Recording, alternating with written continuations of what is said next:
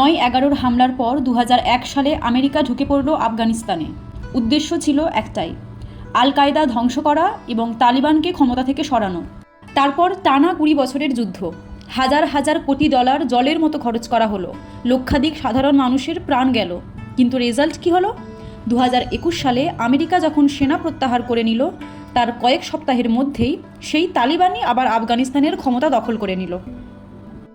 অর্থাৎ 2 দশক ধ্বংসলীলা চলার পর দেশটি ঠিক সেখানেই ফিরে গেল যেখান থেকে যুদ্ধ শুরু হয়েছিল।